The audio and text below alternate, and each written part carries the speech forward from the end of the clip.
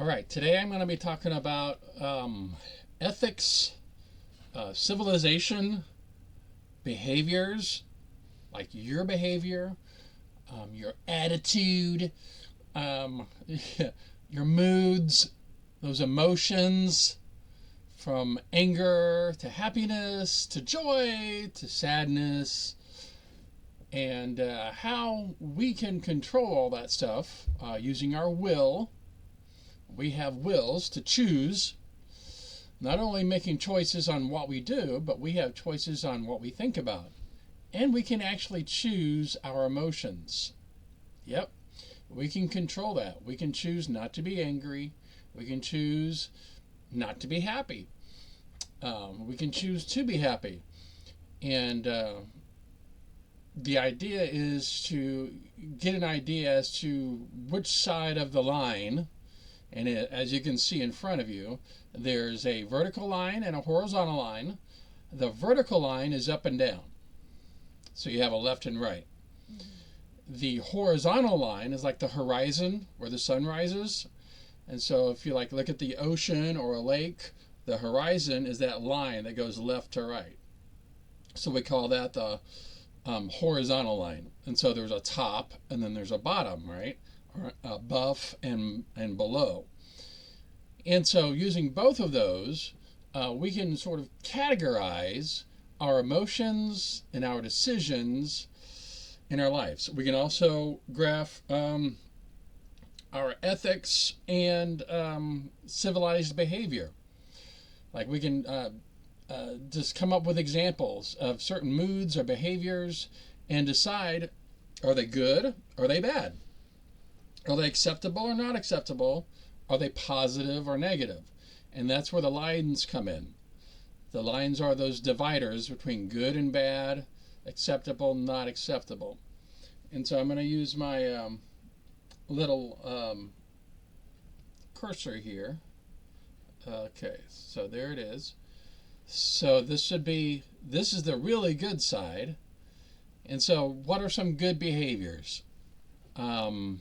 Respect. Most people, like 99% of all people agree, and that 1% is lying. I think they would agree too, that respect is right up there at the top when it comes to civilized behavior. We have to have mutual respect.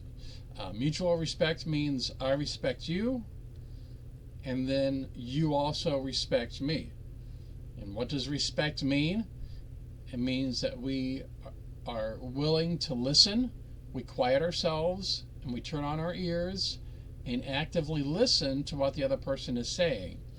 We are listening so closely that we are not thinking of a response. Don't interrupt other people. Don't think of your response as that other person is talking.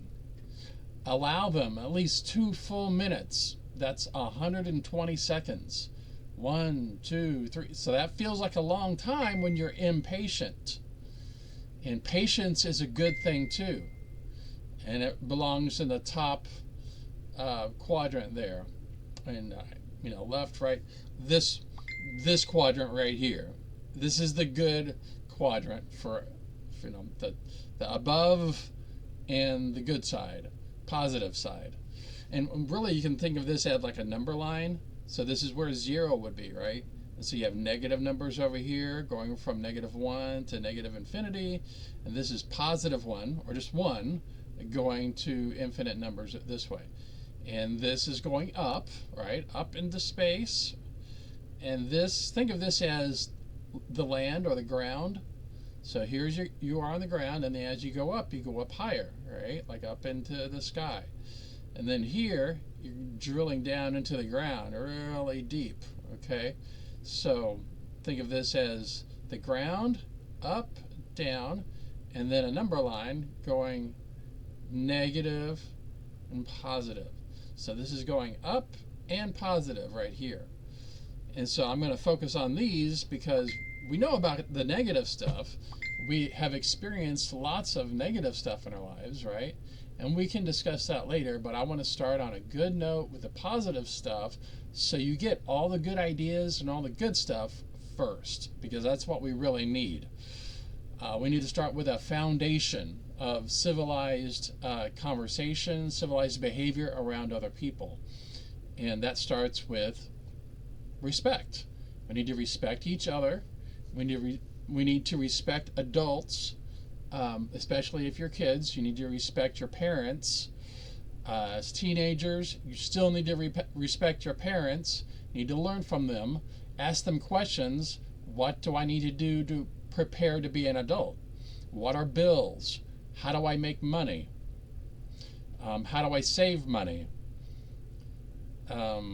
What are some jobs that I can do before, I'm 16? Chores, can I earn some money? And then save that money. How do I save money? Well, you choose not to spend it. Self-discipline. And so we're going to learn all of those self-disciplines, which is ourselves, our will, controlling our urges. And urges are like things that you want. I'm going to do this. I'm going to do that. Impulsivity. Just doing stuff because you feel like it, because a thought popped into your head. And just following whatever pops into your head. From emotions to reactions to thoughts. And instead of just following all of those and letting your body take over your life, instead we can use our will, the person that you are and I am, and we can actually control what we think about. We can use that self-control to control our thoughts and our emotions. Our thoughts trigger emotions. So the longer we think about something, it's going to trigger an emotion to go with it. And so we can stop those emotions by controlling our thoughts. And then our emotions and our thoughts control our body, right? So there's a domino effect. You think of something, or you see something happen, something external happens, you see it with your eyes, you hear it with your ears, you might even feel it with your body. And then you think. So thinking is where you understand what just happened. You saw it, you heard it, you felt it, you understand what just happened. You think about it, and then you think about a response. And part of that response is an emotion. And so you think of what to do next, and you might become angry or sad or happy, and all of those happen within like the blink of an eye. But it doesn't have to happen that fast. It does not have to be a knee-jerk reaction. You can actually delay that response. So when you see something happen, somebody does something crazy in front of you, or somebody says something you don't agree with, or something, just whatever is going on out there, instead of letting things trigger you, especially social media, right? As soon as you see something, you get triggered and you write down your triggered response. Well, you don't have to do that. You can actually ignore videos and words or songs. You don't have to immediately respond to that. You can choose not to respond at all. And so that self-control is really important. And to be able to do that, you have to understand how it works. And the first step is self-control, controlling your body, your mind, and those emotions. Once you're able to control those, you can respect others, you can listen without interrupting, you can stay calm. Staying calm is really vital to active listening. You stay calm, you control your thoughts, and you focus on what they're saying. You understand them, you listen, you actively listen, you seek to understand what they're saying. And then only if you don't understand something, then you can ask them to pause, and then you can ask a question like, what did you mean by that? I don't understand this part of what you just said. Can you explain that part? And allow them 2 or 3 full minutes. And it seemed like forever, but it's not. Allow them 2 or 3 minutes and use that time as an opportunity for you to use self-control, patience, self-discipline to control your own reaction. Focus on your own emotions, your thoughts, and your impulsivity to react and respond. Control all that. Make it stop. Don't let it happen. Just sit or stand there, actively listening and not reacting, but instead, as you listen, understand what they're saying. So after that 2 or 3 minutes, and if they're just rambling on forever, you can certainly stop them and say, okay, I've listened to you for 2 minutes, or I've listened to you for 3 minutes, and that's about all I can handle. Just let them know up front, that 2 or 3 minutes should be the limit when it comes to a monologue. And so during those few minutes, you're listening, you're understanding where their viewpoint is. Definitely you need to learn how to ask questions. Why do you feel that way? How did you come to that conclusion? Why is this so emotional for you? And kind of draw them out as to how they come to where they are today and right now, because that'll change over time. Whatever the topic is, they'll change their mind a little bit within a couple days, and so do you, and so do I. We change over time based on experience. And so using this chart here, we have patience, self-control, and starting with our will to control our thoughts and emotions, and that controls our body. And all that's up here. This is a good side. So on the negative side, we have interrupting, being rude, being bullies, dominating, controlling, just all that yelling and disrupting, causing chaos. That's all over here. It's actually doing something. And the reason why I put it on the top side instead of the bottom side is because it's somewhat positive, because it's not like you're depressed and defeated, okay? You don't want to cooperate. This is more like on the cooperative positive side. This is on the uncooperative positive side. So you're still positive. You just want to do it your way. You don't want to have any self-discipline. You just want to go crazy and go wild like a wild animal. You're positive, but you want to live out in a forest and you want to run around with the animals. You want to chase your food like a wild banshee. And that's where it's positive, but it's uncivilized behavior, meaning that it's very difficult, if not impossible, to coordinate with and work with other people when you're over here. This is where a lot of people end up in trouble, because they absolutely refuse to cooperate. So they get kicked out of school, they get expelled or suspended or whatever. They're labeled as troublemakers, and they're all on this side over here. Often you'll see these people, some of them become famous billionaires, some of them become rock and roll stars, some of them become comedians, but they're very eccentric and independent minded, but still positive. And so it's not all a bad thing just because you don't sit down and be quiet. And that's where it is over here. People tend to be self-controlled. They sit down and they're quiet and they listen and they learn things, but on the other side, they don't have all this wildness over here. And so while it is positive, on the negative side of being quiet and submissive and obedient, you don't get the positive part of having an independent mind and doing things your own way. And that's why this side can be positive, definitely.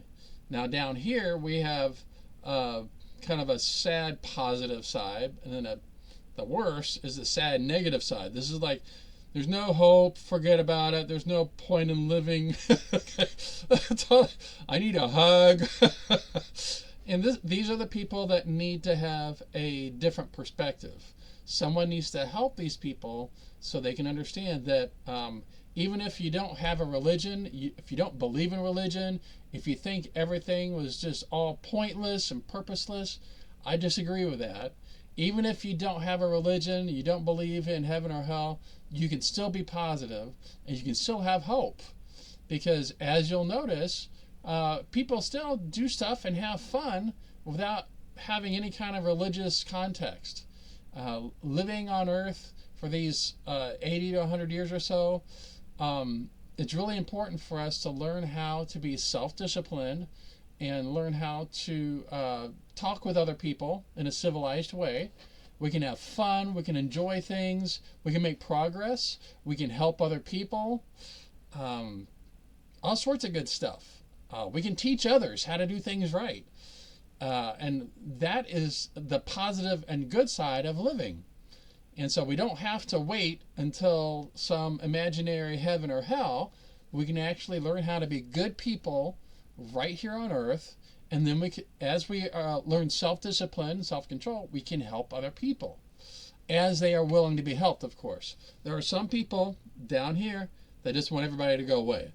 Stop trying to help me, leave me alone.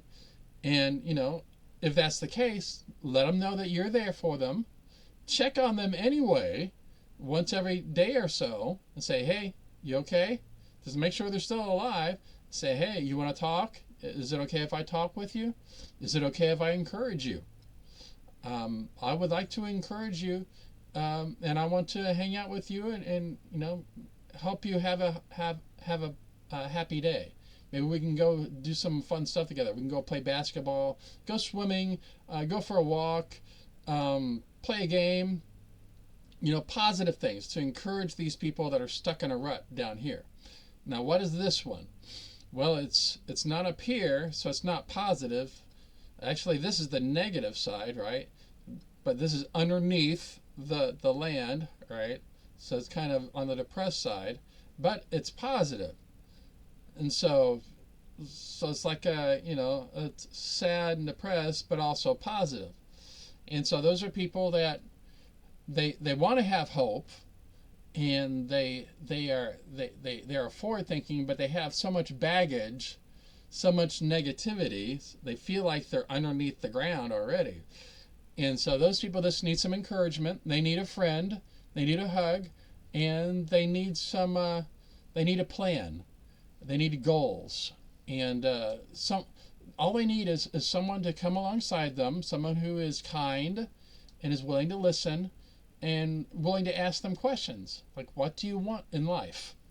What would you really love to do to help others and yourself? Would you like to own land? How do you own land? What are the steps that I need to take in order to own my own land? You can own your own land? Yes, you can. How do I start? Well, let's start by getting a piece of paper and make a title that says how to own land. And then you start with number 1. Okay, what's the first step? The first step is getting money. How do we get money? We either start our own company, if you have a skill and you know how to do something like mowing lawns, painting, any kind of a skill that you know how to do that other people will pay you for. And then you need to have that self-discipline, that self-control to save that money. And it might be just a little bit at first. If you're still a kid, you're only making $10 here and $20 there, try to save that money as much as you can using self-discipline. And then over time, as you get older, and remember, life is long, okay? You're not going to be a kid forever. When you're 16, you should be able to get an actual real job where they pay you better, and you can do part-time work up until you're 18. And then you can think about, do I want to go to junior college? Do I want to go to regular college? Do I want to start my own company? And once you're working full-time, you'll be making a lot more money. And if you learn young, you'll learn how to save your own money. You'll open up a checking account or a savings account, and you'll put money in that savings account, and you'll keep some cash, in your secret stash. But as you save that money, and then you'll have enough, and then you can do research on, what is good land, what is bad land, what should I watch out for. And you'll educate yourself using YouTube videos, and just ask others as well who own land. And so as you educate yourself and save money, then you'll be ready to actually buy your own land, and it can be done.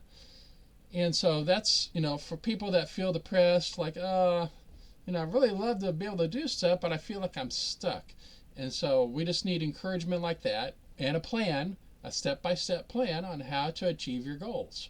And your goal might not be land, it might be, I want to be a doctor. I want to be able to ride a horse. I want to have my own place. And part of that could be owning your own land. I want to do this. I want to do that. I want to travel, etc. And so first you have to clarify what you want in your life. And it doesn't have to be, your whole life goal. It can just be, what do you want to do in the next year? And, what are your short-term goals? And then put that in light of, what do you want for your actual, adult life? Do you want to eventually have a family? Do you want to stay single? And all that, thinking ahead, about the future helps a person go from down here. And typically people here and here, they're thinking about their past. Oh, things have been so terrible for me as a kid. Oh, I was spanked. I was abused. Things went so wrong for me. Oh, there's no way out. Oh, I'm below level. I'm drowning down here. Well, this is where positive people can help. These people are easily pulled up into the positive side. These people will take more time because they don't want help and they're down here. And so that might actually be a medical condition of clinical depression. So we might want to kind of evaluate how long this is lasting. Is it just temporary, just a few days, and then they're fine after that? Or is it like month after month after month, they lived in a depressed haze of, I don't want to, live in reality, and that kind of, that sounds like more of a clinical medical problem where they might need professional medical or, like a psychologist kind of help. Sometimes it's going to church, praying, even if you're not religious, praying to a creator. If you can just step out and believe that something or someone must have created us and all of this, it can't just happen out of nowhere. And you don't have to become a religious person. You don't have to accept all of someone's ideology to consider the possibility that you might actually have a creator that actually cares about you and wants to help you. And if you can make yourself believe that, then you can ask that either imaginary or real creator to help you. So let's go with imaginary. You can make up an imaginary creator and imagine that imaginary creator wants to help you, and you can ask for help. And now you've kind of gone from here up to here, where you're actually asking for help. And now you can think of positive things now that you're up here, and eventually you can get over here. But you do need some help with others to help you get from here to here to here. And real people would be the best. So hopefully this is helpful.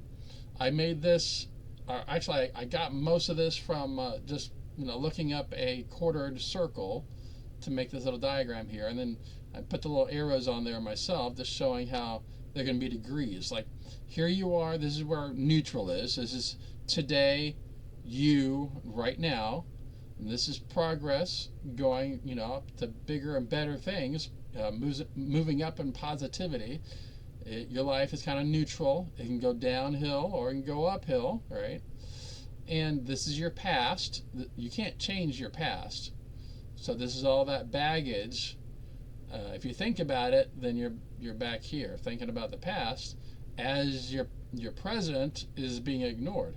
And so it's really important for us to go on this side and think about our future, our positive future. Not only is tomorrow unwritten, the rest of today is unwritten.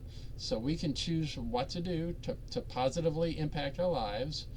We can resolve our past by, we can talk about it and discuss it, but we can also realize that that is the past, and we can let that go, and we can think about all of our future potential, all the cool stuff we can do with our future that's unwritten, and it's available to us, and we can make friends, we can do cool stuff, and that's where we need to go. And so this is our future, and this is positivity. So our future, our positive future is going this way. So we're going forward, and we're making our lives better. And so hopefully this diagram helps to make more sense of our emotions and the place where we are in life right now. And this is all the stuff that helps us to become civilized, polite people. And all the negativity back here, negative numbers, negativity pulls us down. If we're violent, if we're mean, or hateful, if we're depressed, we're hopeless, that's all down here. And so we need to avoid those things and try to get out of being that way. We need to be less violent, avoid violence, avoid being argumentative, and start being cooperative, polite, self-controlled, patient, active listening, and caring about other people. We care about ourselves, right? We don't want to get hurt. And so in the same way, we should see others as part of ourselves. See others as potential friends.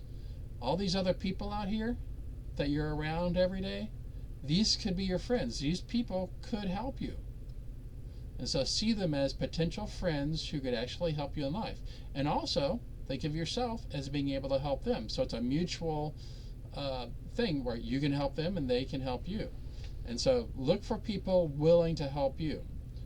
So, and to do that, first, be the good example and help this person. If they help you back, well, you can be friends, right? If you help this person, but they don't help you back and they say thanks, go away, probably not a good friend because they're selfish and they don't want to help others. And then if you find another person, well, they might be reciprocal as well. You help them with something and then they help you with something. And so you could grow relationships this way by helping others and then them helping you. But it needs to go both ways. If you help someone and they do nothing to help you, then probably not a good person to be friends with. So find people willing to help you as you help them. And you can, both of you can grow together, right? In a mutually helpful relationship. But make sure it's not one-sided. It shouldn't be them helping you with everything and you not helping them, nor should it be you helping them and them not helping you with anything. We call that exploitation, where people are using another person. But you can also see it as if we're using each other, it's not such a bad thing. I save your life, you save mine. Because I want you to be able to help me and you want me to be able to help you. We're using each other. Well, not really using each other, we're helping each other. So wording is important and our viewpoint is important. We need to see it as a positive thing and not a negative thing.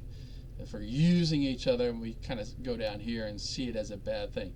Yeah, you're helping me, but you're only doing it because you want me to help you. So our viewpoint and the way we see things is really important. So try to stay on the positive side, see things as positive potential, and avoid sinking below the surface and seeing things in a negative light. And it can be hard to do, especially with social media. So be careful what you watch, be careful who you listen to, be careful who you make as your friends. And the most important thing for you to do is to internally learn how to be self-disciplined and make your foundation integrity, self-honesty, be honest with yourself, learn how to control your thoughts and your emotions. You can't control the past, right? All this baggage back here, so you need to let that go. Learn from it. You can even write down things that you've learned from your past, like how do you not want to be like, so and how do you want to be different going forward. And so that your past can give you ideas on how to be a better person going forward. So okay, how long is this? It's about 30 minutes long. That's plenty. So I'll go ahead and stop this. Hopefully this has been helpful. That's all I have. And if you're still here, I didn't do the thumbs up or press whatever. Um, pretty much because it annoys me, because I feel like I'm being desperate doing that. And so if you thought this was helpful, then feel free to hit the thumbs up and the like and all that business. But you don't have to. This is not monetized or anything. And my problem with people being pressured into making money, that's, to me, that's when you're under and it's negative. How so? Well, it's a stranger like YouTube, some other company controlling you, right? So you need the money, they have the money, and so now they control you. So you're an economic slave. If you want this money, I'm dangling this money out here like a carrot. If you want it, then you have to do all this work, and you have to waste your time doing work for me. And if you do all this work, then I give you a few dollars. And so now that person has you as a willing slave. There's no chains, there's no locks on the doors, but you willingly came in and wasted your day doing work for this person where they're going to make a profit, and you get a few dollars. And so that's on this side here, where they're using you and they're wasting your time. And so we need to come up in our spare time to get over here, where we are working for ourselves, where we can make money independent of other companies, so that if other companies don't like what we say or don't like what we do, they can't control you. And doing that, you have an LLC, your own limited liability company, nonprofit companies as well. So you can do your own thing. You can design it the way you want to. You can do it all yourself. You can have volunteers, unpaid volunteers, if they want to help you. You can have paid volunteers. You can have paid staff as a nonprofit.